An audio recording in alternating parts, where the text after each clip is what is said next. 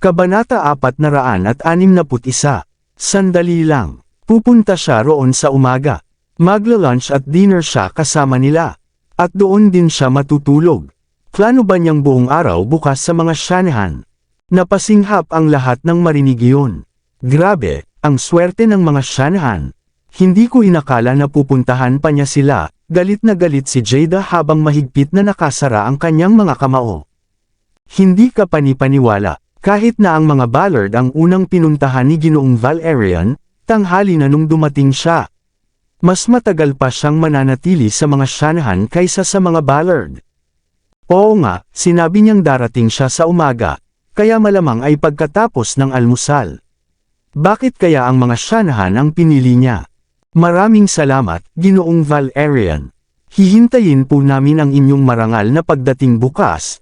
Tumayo si Catherine at magalang na iginagalang na inilapit ang mga kamay habang nanginginig ang boses. Sandaling tumigil si Zacarias bago ipinagpatuloy, para naman sa makalawa, bibisita si Ginoong Valerian sa mga Longhorn sa tanghali bago siya lumipad paalis ng Brookborn sa gabi.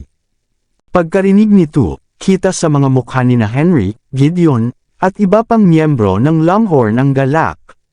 Swerte nilang napili ni Valerian na puntahan sila. Samantala, ang mga Kubrick at Zelanco, na parehong kilalang pamilya, ay medyo hindi natuwa at halatang nadismaya sa hindi pagkakapili. Ang ibang pamilya na tinanggap din ang imbitasyon pero hindi nabigyan ng pagkakataon ay napabuntong hininga na lang at sinabing malas lang talaga. Sa sandaling iyon, tumayo si Valerian at nagsalita, "Hindi ako makakapagtagal sa Brookborn dahil sa kakulangan ng oras at sa aming abalang schedule. Kahit tinanggap ko ang ilang imbitasyon ng mga pamilya, nakakalungkot mang isipin na hindi ko kayang bisitahin ang bawat isa. Gayunpaman, damang-dama ko ang mainit na pagtanggap ng mga taga-Brookborn, at umaasa akong magkakaroon pa ako ng pagkakataong makadalaw muli sa inyo sa hinaharap."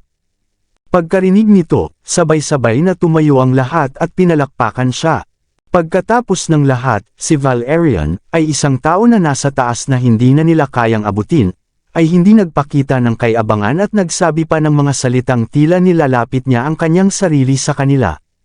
"Sa inyong lahat, mabuhay," itinaas ni Valerian ang kanyang wine glass at sinundan siya ng lahat.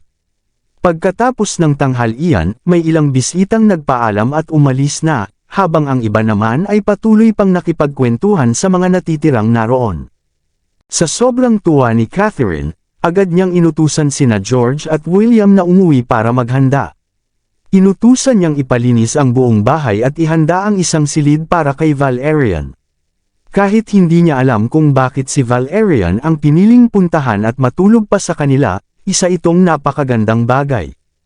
May karapatan na ngayong ipagmalaki ng mga Shanahan ang sarili nila, lalo na't pinili silang bisitahin ni Valerian. "Binabati ko kayo, ma'am," lumapit si Sheila sa matandang babae. Nang makita ng matandang babae na si Sheila iyon, bigla siyang may naalala at hinila si Sheila sa isang tabi.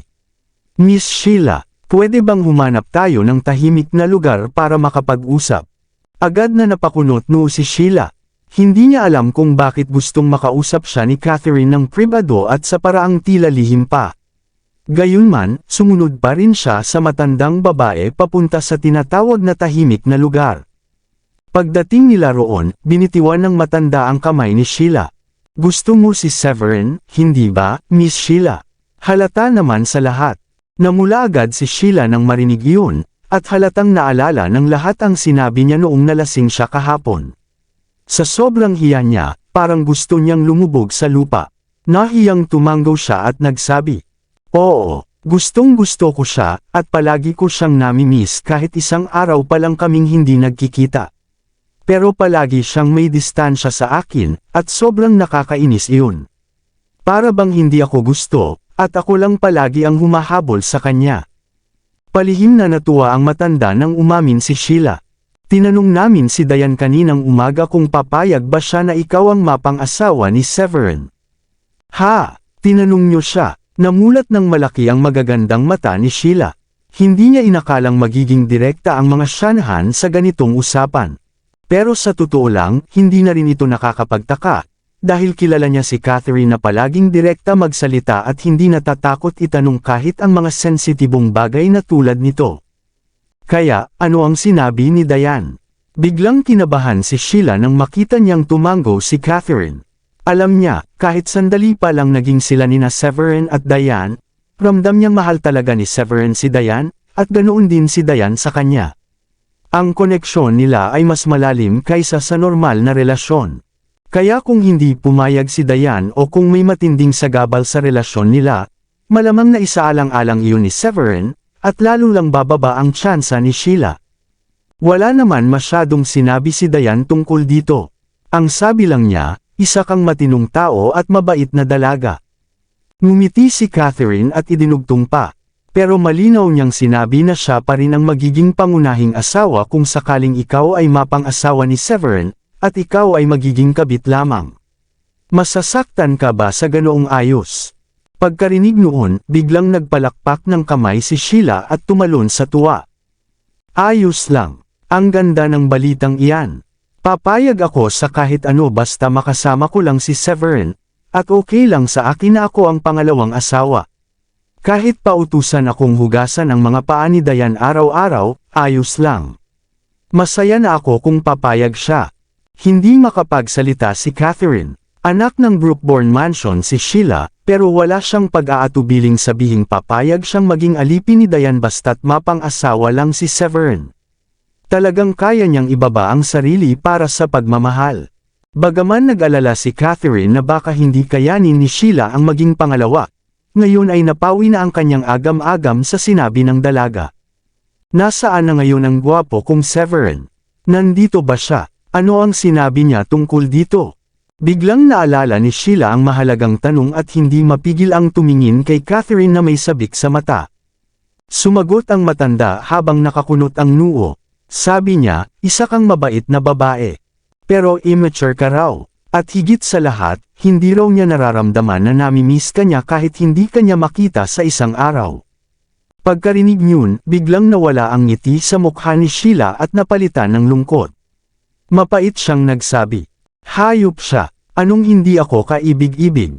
Grabe na ta. Binaba ko na nga sarili ko para sa kanya, tapos may lakas pa siyang loob na sabihing ganon. Nakakainis talaga. Bakit ayaw niya sa akin? Tiningnan ni Catherine ang naging reaksyon ni Sheila. Hindi ka naman niya sinabing ayaw niya talaga sa iyo. Ang tingin niya sa iyo ay mabuting tao rin. Sa tingin ko lang, kailangan mo pang magsumikap. Konti na lang, baka magtagumpay ka rin. Ibig mong sabihin may nararamdaman din siya para sa akin. Nagkaroon ng kaunting pag-asa si Sheila nang marinig ang sinabi ni Catherine. Tumango ang matanda. Laging may pag-asa. Mas mahirap sa lalaki ang mapasagot ang babae kaysa sa babae na mapasagot ang lalaki. Kaya mong magtagumpay basta determinado ka lang. Parang naintindihan ni Sheila ang gustong ipahiwatig ng matanda. Ibig mong sabihin kailangan ko lang siyang kulitin palalo.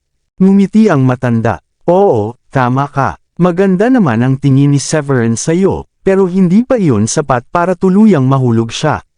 Kung patuloy mong palalalimin ang nararamdaman niya, at dagdagan pa iyon, maaabot mo rin ang tagumpay ng hindi magtatagal. Lalong natuwa si Sheila sa sinabi ng matanda at masiglang nagsabi. Sige po, ma'am. Maraming salamat. Mas lumakas ang loob ko ngayon. Pagkasabi niya nito, masaya siyang naglakad papunta kay Severin. Nang makita ni Warren na papalapit si Sheila, agad siyang tumigil sa pagsasalita upang hindi marinig ni Sheila ang anumang hindi niya dapat malaman. Sino ba ang binabantayan mo? At bakit kayo nag-uusap ng lalaking gusto ko? Ako naman ang makikipag-usap sa gwapo kong si Severin, kaya pwede bang umalis ka muna dyan? Paglapit ni Sheila, tiningnan niya ang lalaking may suot na sunglasses at nagsalita ng inis dahil sa tingin niya'y istorbo ito. Biglang nag-iba ang ekspresyon ni Severin. Ito si Warren Siegfried, sa ngalan ng langit. Isa siya sa 4 na kilalang Diyos ng digmaan ng Drac-Odom, tapos ganyan mo siya kausapin. Malamang himatayin ka kapag nalaman mo kung sino talaga ang kaharap mo. Nagulat din si Warren dahil iyon ang unang beses na may naglakas loob magsalita sa kanya ng ganoon. Pero nasorpresa rin siya sa sinabi ni Sheila at hindi napigil ang sabihin kay Severin. Tinawag ka niyang gwapo kong Severin. Ayos hindi ko inakala na may ka-close kang babae na ganyan. Huwag mo siyang paniwalaan. Wala namang namamagitan sa amin.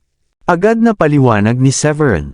Sino nagsabing wala? Hindi ako naniniwalang wala kang nararamdaman para sa akin. Sa pagkakakilala ko sa iyo bilang isang mabait na tao, sigurado akong unti-unti ka na ring nahuhulog sa akin. Pagkasabi noon, hindi nakatiis si Sheila at bahagyang tinaas ang laylayan ng kanyang palda, saka umikot sa harap ni Severin. Ano sa tingin mo? Maganda ba ako ngayon? Kakaiba ang paldang suot ko. Sa gilid nila, ngumiti si Warren habang tinitingnan si Sheila. Hindi masama. Bagay sa'yo ang bestidang yan. Maganda ka. Pero agad na sumimangot ang mukha ni Sheila at galit na sinabi kay Warren. Hindi ikaw ang tinatanong ko, Mr. Bodyguard. Anong ginagawa mo pa rito? Hindi ba't pinaalis na kita? Hindi mo ba alam na istorbo ka? Hindi makapagsalita si Warren nang tawagin siyang istorbo. Sige na, itong malaking istorbo na ito ay aalis na para hindi na kayo maabala sa kilig moment nyo, tama ba? Ngumiti si Warren at saka lumayo ng kaunti. Sabi ni Severin kay Sheila, bakit mo siya pinalayas? Bodyguard siya ni Ginoong Valerian, at kung hindi ako nagkakamali, siya yung nakatayo malapit mismo kay Ginoong Valerian nang salubungin natin sila. Ibig sabihin, hindi siya basta-bastang bodyguard. Hindi ka ba nag-aalala na baka nainis siya sa ginawa mong iyon? Siya, bodyguard ni Ginoong Valerian. Hindi gaanong pinansin ni Sheila ang lalaki noong una, pero bigla siyang napalunok ng hangin nang marinig ang sinabi ni Severin. Wala siyang ideya kung ano ang maaaring mangyari kung napahiya o nainsulto niya ang bodyguard ni Valerian. Tumingin siya kay Severin at medyo takot na nagtanong. Pero bodyguard lang naman siya, di ba? Sa tingin ko naman wala masyadong epekto iyon, hindi ba? Hindi ako sigurado. Malamang ay malapit sila ni Ginoong Valerian kung nabigyan siya ng karangalang tumabi mismo sa kanya. Baka mas malapit pa sila kaysa sa iniisip mo. At baka siya pa ang pinagkakatiwalaang tao ni Ginoong Valerian. Paano kung na-offend mo siya at ikinwento niya kay Ginoong Valerian ang lahat ng kagaspangan na ginawa sa kanya ng isa sa mga Ballard? Sa palagay mo ba, sulit ang lahat ng iyon kapalit ng kung anong nakamit mo? Ngumiti si Severin habang ipinapaliwanag ito. Pagkarinig niyon, lalo pang kinabahan si Sheila.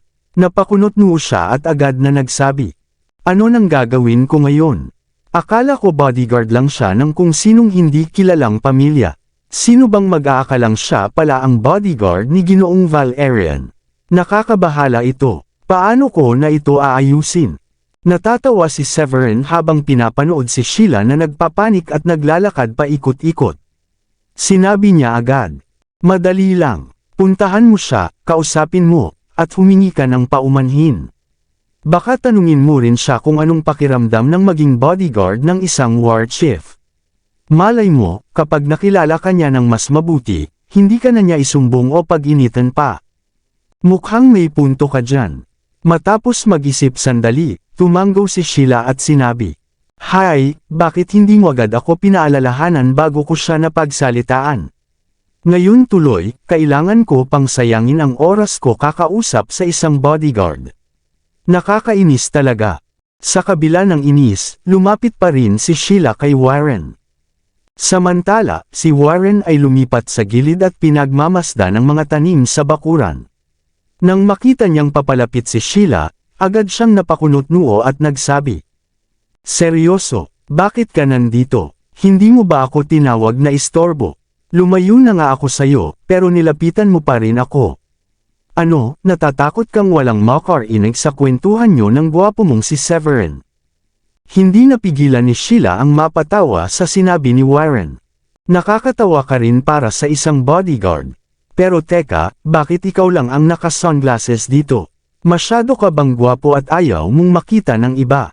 Sa totoo lang, natatakot si Warren na makilala siya ng ibang tao kaya nagsuot siya ng medyo malalaking sunglasses na medyo may porma pa rin ang dating. Ngumiti si Warren at nakisakay sa biro ni Sheila. Aba oo naman, sobrang gwapo ko kaya baka ma-in-love ang lahat ng lalaki't babae rito pag tinanggal ko itong shades ko. Ang gulo nyun, promise. Haha, agad na tinakpan ni Sheila ang bibig habang tumatawa. Para sa kanya, mukhang interesting at masayang kausap si Warren. Hindi rin niya naiwasang ngumiti at sabihin, "Ganun ba? Pakita mo nga, pa-fall ka masyado." Curious na tuloy ako kung kasing gwapo ka ba talaga ni gwapo kong Severin. Lumapit si Sheila para subukang alisin ang sunglasses ni Warren. Natuwa siya sa pakikipag-usap dito, at syempre, na-curious din siya kung anong itsura nito lalo na't puro yabang ang sinasabi niya. Nang makita ni Warren na iniabot ni Sheila ang kamay para alisin ang kanyang sunglasses, bigla siyang nagulat bilang isa sa kilalang war gods. Mabilis siyang umatras at sinabing, "Ay, huwag, baka matakot ka sa itsura ko. Kahit hindi ako kasing gwapo ni Severin, delikado pa rin ang itsura ko."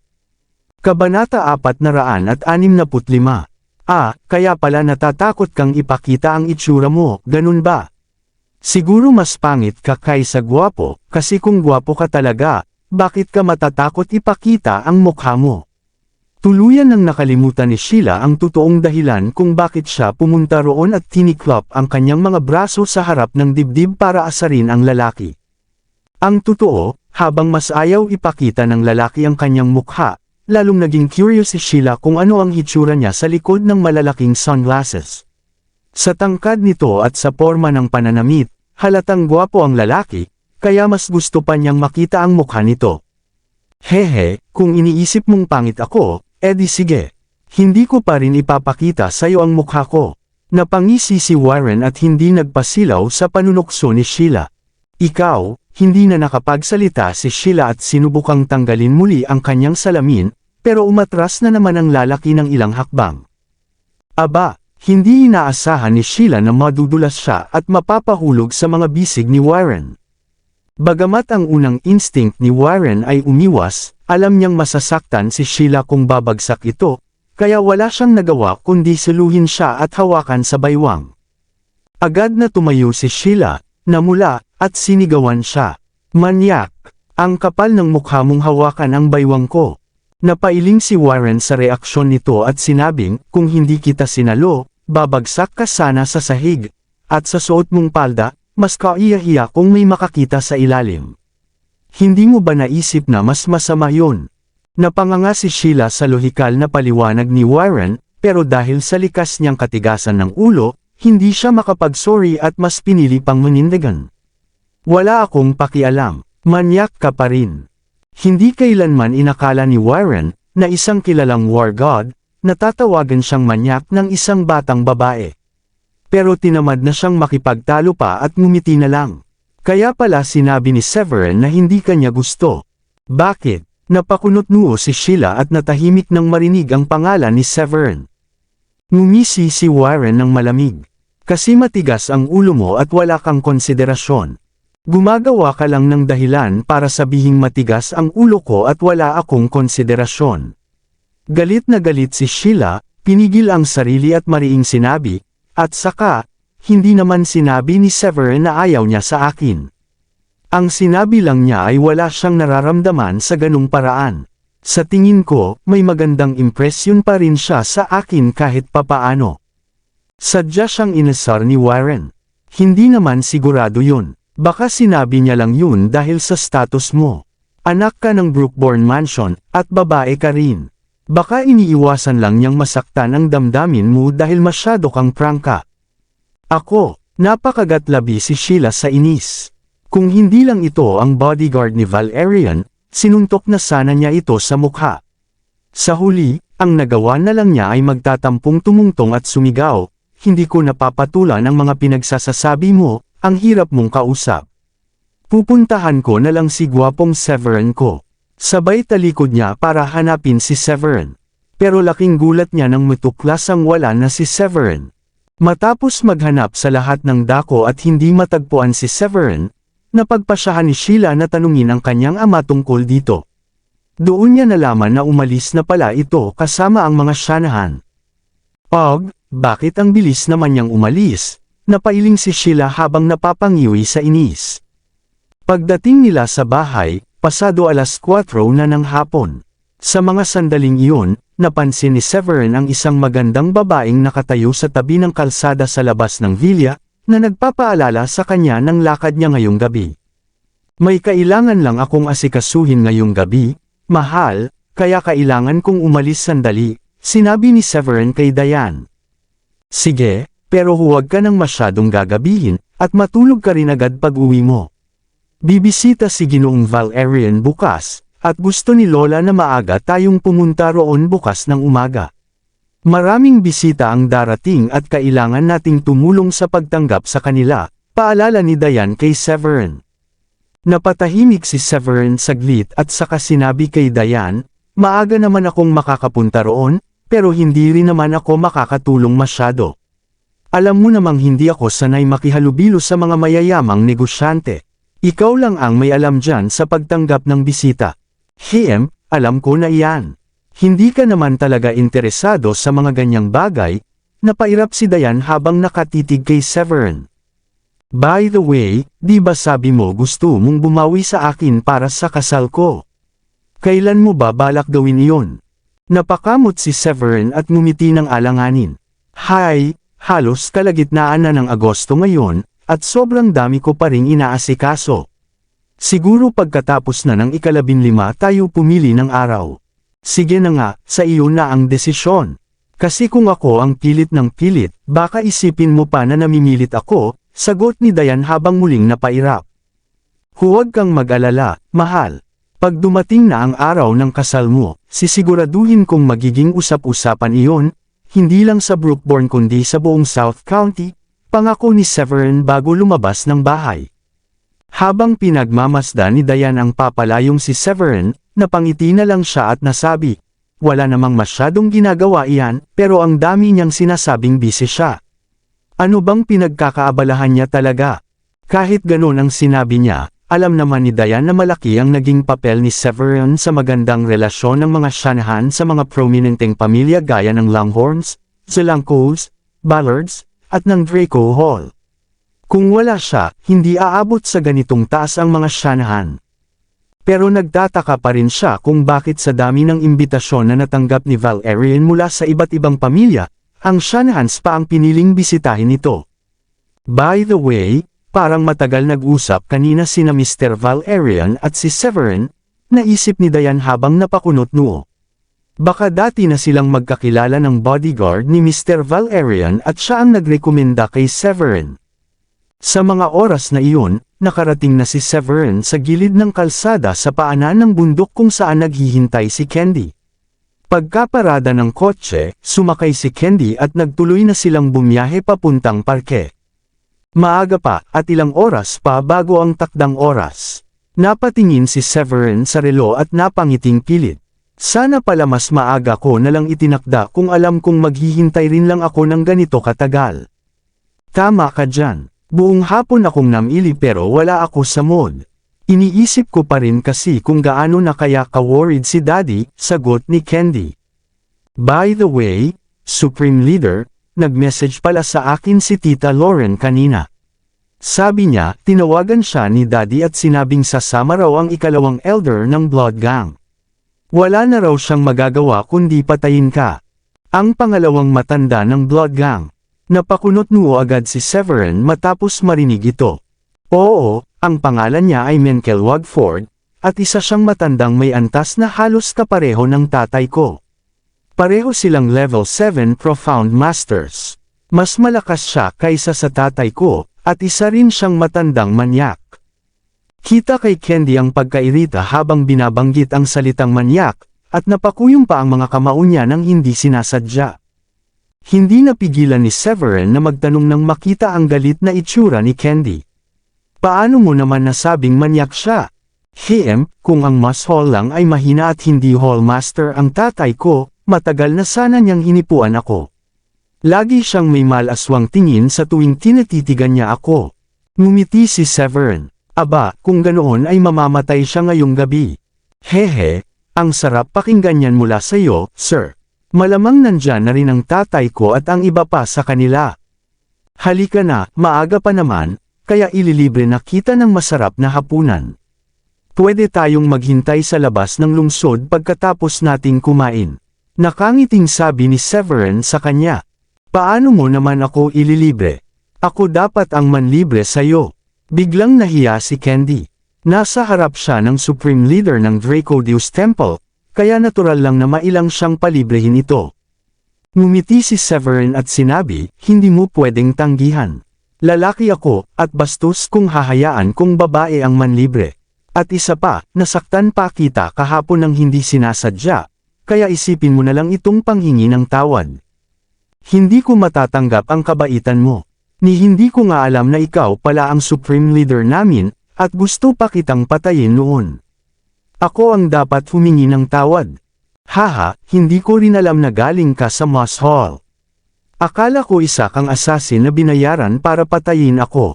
Tumawa si Severin. Swerte mo't hindi kita tinapos agad sa isang suntok. Maganda ka kasi, kaya gusto ko lang sanang turuan ka ng kaunti at alamin kung sino ka talaga.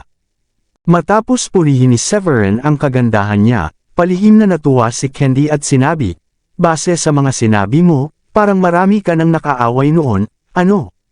Kaya siguro may gustong pumatay sa'yo. Nakabangga lang ako ng ilang mayayamang sutil. Naasikaso ko na naman sila, kaya tingin ko, wala nang masyadong gugulo pa sa akin sa hinaharap. Sabi ni Severin nang walang pakialam. Tumango si Candy. Oo nga. Sinumang taga Brookborn na kumalaban sa'yo ay parang naghukay na ng sarili nilang libingan, at pati na ang blood gang ng Riverson ay parang may isang paa na sa hukay dahil sa pagkalaban nila sa'yo. Ngumiti si Severin at sinabi, ngayon mo palang ako nakilala pagkatapos ng alitan natin, kaya natural lang na wala ng problema sa nangyari noon sa pagitan natin. Tama, haha, hindi ko talaga inakalang bata ka pa pala, sir. Hindi ko rin inasahan na magiging Supreme Leader ako.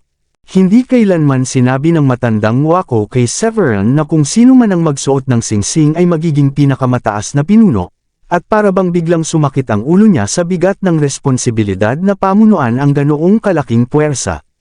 Ang samahang itinayo ng matandang wako ay nahati sa 12 mas maliliit na grupo, at wala man lang ideya si Severin kung nasaan ang iba pa sa mga ito. Hehe, nakakatuwa ka kapag ganyan ang sinasabi mo.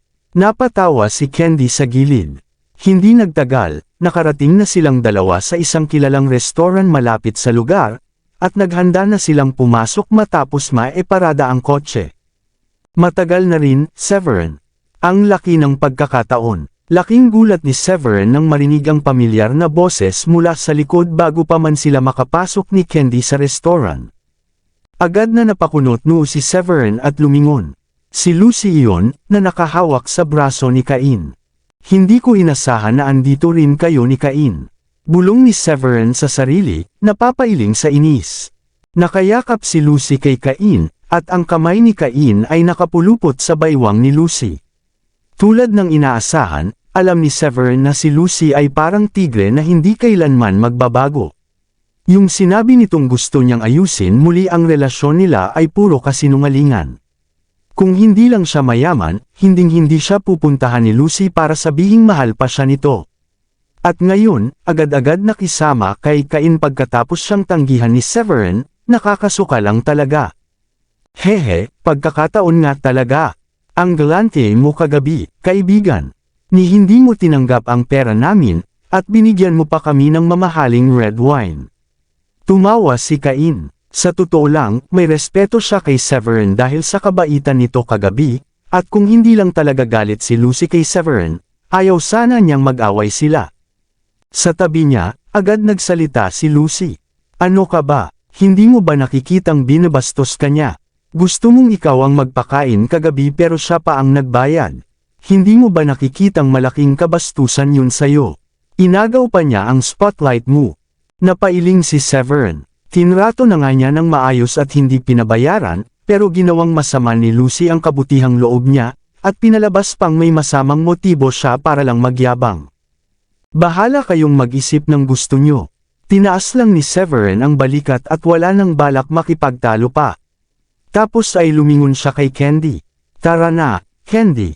Napatawa si Lucy ulit. Ang galing mong magpanggap, Severin. Kagabi pinuntahan pa kita sa bahay niyo at ako pa ang lumapit, kunyari hindi ka natitinag sa tukso at mahal na mahal mo pa raw ang asawa mo. Pero ngayon, may kasamang batang babae, palihim pa. Mga katulad mo, puro plastic. Napakunot ang labi ni Severin at matalim na tumingin kay Lucy. Kaibigan ko siya. Hindi ako magdadalawang isip na patahimikin ka kung hindi ka titigil sa pagsasabi ng kung ano-anong kalokohan. Napakatindi ng titig ni Severin na napaatras si Lucy ng 2 hakbang, kahit hindi niya sinasadya. Ang kapal ng mukha mong bastyusan si Lucy. Lumapit si Cain sa harap ni Severin. Noon mo pa siya inaagaw sakin, at ngayon na akin na siya, wala kang karapatang saktan o bastyusan siya. Ang sinumang gumawa niyan ay naghahanap ng kamatayan. Maraming salamat sa lahat ng sumusubaybay. Please subscribe and follow my YouTube and Facebook channel, Filipino Novel. Maraming salamat po. Tiningnan ni Severin ang matabang lalaki sa harap niya at pinayuhan. Matagal ka nang nasa ibang bansa, Cain, at wala kang kaalam-alam sa ugali ni Lucy. Isa siyang tusong gold digger extraordinaire. Talaga bang inakala mong kasama mo siya dahil minahal ka niya? Iniisip lang niyang mayaman ka. Mas mabuti pang mag-isip kang mabuti bago ka mahulog ng husto. Sandaling tumigil si Severin bago sa wakas ay nagsabi, darating ang araw na pagsisisihan mong napasama ka sa kanya. Hindi niya inasahang ganoon ka-extreme ang pananaw ni Cain dahil ngumiti lang ito at sinabing, magsisisi, hindi ko kailanman pagsisisihan ito. Alam kong mahal niya ako dahil sa pera ko, pero ayos lang sa akin. Dahil may pera ako, kaya kong tugunan ang luho niya. Mukhang mayabang pa siya habang sinasabi iyon. Noon, hindi ko siya makuha dahil hindi ako gwapo at wala rin akong pera. Iba na ang sitwasyon ngayon. Kahit hindi ako naging gwapo, mayaman na ako ngayon at kontento na akong kasama siya. Sa totoo lang, parang nasa langit ako kagabi. Hindi nakaimik si Severin at napilitang sabihin. Totoo nga yatang ang magkakapareho ay nagkakasama. Na-overestimate ko ang halaga mo. Dahil pareho kayong basura ang pananaw sa buhay, hayaan ko na lang kayong dalawa. Pagkasabi noon, ayaw na ni Severin magsayang pa ng hininga at tumalikod na para pumasok sa loob kasama si Candy. Buwisit, tinawag niya tayong basura. Sampain ang demonyong iyon. Gusto ko siyang mamatay. Dapat siyang mamatay. Gigil na gigil si Lucy habang nakatitig sa likuran ni Severin. Ang lalaking dati hinamak niya bilang isang pulubing walang silbi, ngayon siya pa ang nagbigay ng kahihiyan sa kanya. Ngumiti si Cain at kalmadong nagsabi, madaling patayin si Severin, pero ayokong madumisan ang kamay ko sa dugo niya. E anong balak mo? Di ba mayaman ka? Nasaan na ang mga bodyguard mo? Tanong agad ni Lucy. Sa wakas ay inilabas ni Cain ang kanyang cellphone at sinabing, relax. Tatawag lang ako para paratingin ang mga tao ko. Pagdating nila, huhulihin nila si Severin at ang babae niya, at bibigyan sila ng masarap na parusa. Masyado nang magaan kung basta papatayin lang siya. Gusto kong paluhurin siya sa harap mo, pagsisihan ang ginawa niya, at sampalan ang sarili habang humihingi ng tawad sa iyo. Pagkarinig nito, lalo pang lumakas ang loob ni Lucy at nagsabi, sige. Mas gusto ko yung plano mo. Ilang beses na niya akong pinahiya, lalo na kagabi. Gusto kong maranasan niya ang sakit ng pagsisisi. Tiningnan siya ni Cain at hindi napigil ang sabihin.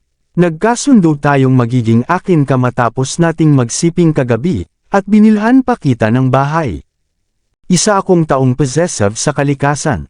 Kaya kong ibigay ang lahat ng gusto mo at bilhin kahit anong hilingin mo. Pero tandaan mo ito, kapag niloko mo ako, papatayin kita pati ang lalaki na naging kabit mo. Nanlamig ang mukha ni Lucy sa takot. Bagamat kalmado ang boses ni Cain, alam niyang hindi ito nagbibiro. Bukod pa roon, napakayaman nito. Binilhan siya ng bahay na nagkakahalaga ng 1.2 milyon sa sentro ng syudad ng walang kaabog-abog. Doon niya napagtantong baka mas mayaman pa ito kay Easton, at baka pati kay Edward. Huwag kang mag-alala, Cain. Bakit pa ako maghahanap kung ganito kakabait sa akin? Pakakasalan kita at bibigyan ka ng matabang anak na lalaki. Agad niyang hinawakan ang kamay ni Cain at naglalambing na sinabi iyon. Tumango si Cain sa kasiyahan. Sana tandaan mo yang sinabi mo. Pagkatapos ay tumawag siya sa cellphone. Wala pang 5 minuto, dumating ang mahigit 100 lalaki sa labas ng restaurant. Kabanata 470. Sir, ang sigaw ng halos 100 lalaki ng sabay-sabay pagkarating nila.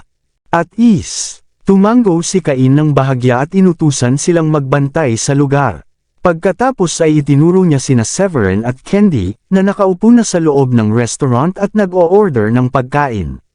Bigyan niyo ng matinding bagbog ang magkaibigang yan paglabas nila ng restaurant, tapos tawagan niyo ako para sama-sama nating hiyain ang lalaking yan. Yes, sir. Agad na sumagot ang mga lalaki at pamwesto sa isang tabi. Ang kanilang matikas na presensya ay lubos na ikinatuwa ni Lucy, at naramdaman niyang tama ang naging desisyon niya sa pagpili ng lalaki. Mukhang may kakayahan si Cain, mayaman, at maraming tauhan sa kanyang utos. By the way, Cain, gusto ko lang ipaalala sa iyo na si Severin ay isang master fighter. Kahit marami kang dalang tauhan, nag-aalala pa rin ako na baka hindi sila sapat para talunin siya. Ramdam ko na kaya niyang harapin silang lahat ng sabay-sabay. Napaisip si Lucy at nagpas siyang ipaalala ito kay Cain. Sumagot si Cain ng may kumpiyansa, huwag kang mag-alala, malalakas ang mga tauhan ko. Maaaring mukha silang ordinaryong tauhan, pero ilan sa kanila ay grandmasters, at marami rin sa kanila ang elite fighters. Malalakas sila at kayang lumaban sa 12 ng tao. Pagkatapos ay niyakap niya si Lucy at ngumiti, tara na, babe. Kumain muna tayo, mamaya na natin asikasuhin si Severin. Hayaan na muna nating matapos nila ang pagkain nila, haha. Darling, isang tinig ng lalaki ang sumigaw, na ikinagulat nina Lucy at Cain habang papasok na sila sa restaurant.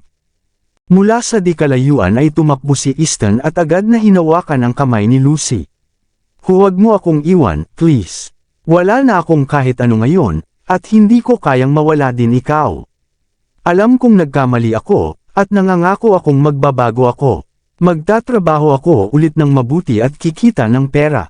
Malapit na akong swertihin ulit, nangangako ako. Magulo ang buhok ni Easton at may mga eye bags. Amoy alak ang katawan niya at mukhang sobrang miserable. Wala na ang dating mayabang at arroganting anak mayamang imahe niya. Who the fuck are you? Tinulak ni Cain si Easton sa lupa matapos makita ang maruming lalaking hawak ang kamay ni Lucy.